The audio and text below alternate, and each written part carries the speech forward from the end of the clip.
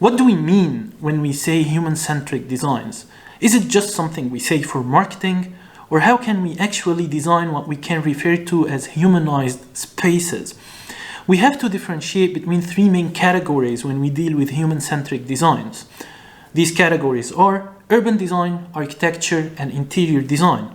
Of course, there are general guidelines for all of them. There is a common ground between all of them, yet it's always the nuances of every project and design that make the difference. Let's start with interior design, which is kind of popular or trendy now. And we have always the general guidelines related to, when we want to work on human-centric designs or designs to achieve positive impacts or designs for well-being and mental health. Usually the guidelines are related to the colors, the indoor plants, the lighting, which is good. Yet we need to work on a more personalized experience. An example for that, basically the interior designer or interior stylist should act as a psychologist. So they meet with the client, they ask them questions which are not even related to the design. They ask them, what kind of drink do you prefer? For example, coffee. What kind of dessert do you prefer? What are the issues you face inside your house? What are the issues and problems you face indoor when you go to your house?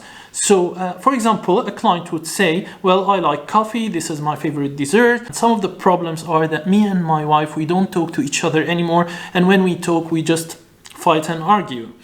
So, the interior designer would say, okay, let me see your current living room, if it's a renovation or if it's a new design. Let's design a living room where you have, for example, two single-seater sofas in front of each other.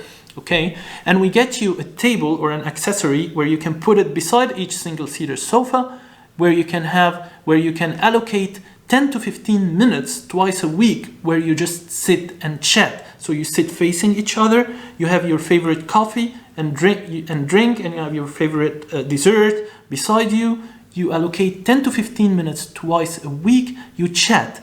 General interesting stuff. You don't talk about problems, you don't talk about requirements, just casual chat about memories, about things that you both like, stuff like that. This is of course one example, yet it should be a more sort of a sophisticated checklist before you meet the client. And again, it could be questions not related to the design, general questions about the problems they are facing, about how we can enhance the interior space, how we can solve problems. So sort of a personalized experience that you give to your clients. And this is basically the essence of what we call human-centric designs.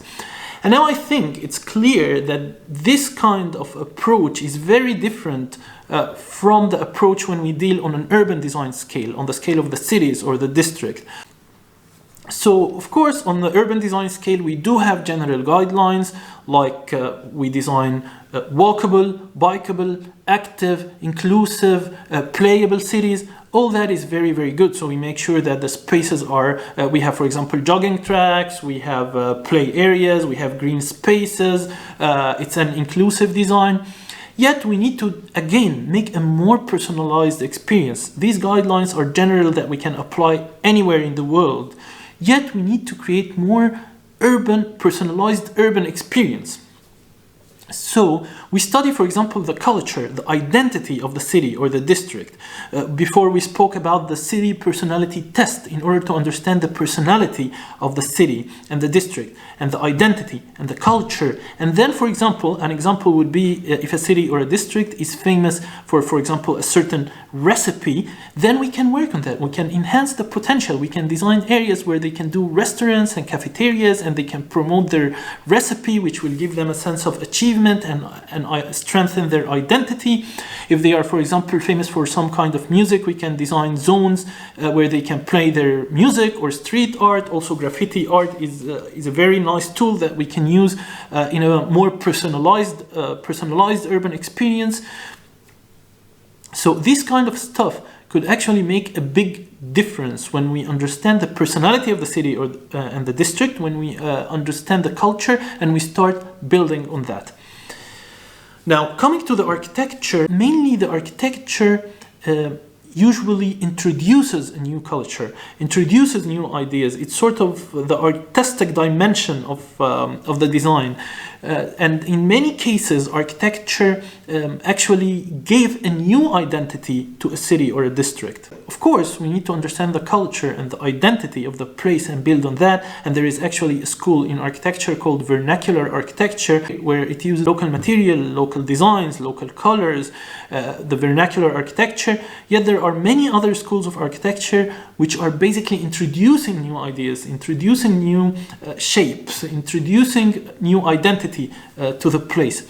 Another interesting thing about architecture, when we say human-centric architecture design, is that usually in life and business we say you have to get out of your comfort zone.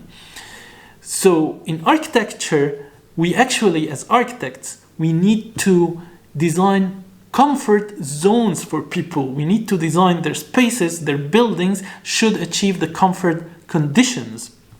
In the sense that, yes, you need to get out of your comfort zone when you go in your business, in your life, yet when you go home, this is actually your comfort zone. This is the place where you need to feel comfortable. When you go to your office, this is the place where you need to feel comfortable in order to be productive. So how do we achieve comfort conditions through architecture design? This is a long story. Yet in terms of general guidelines in architecture, we have stuff like designing green walls, green roofs, stuff like wind catchers. Previously we spoke about lighting and cross ventilation.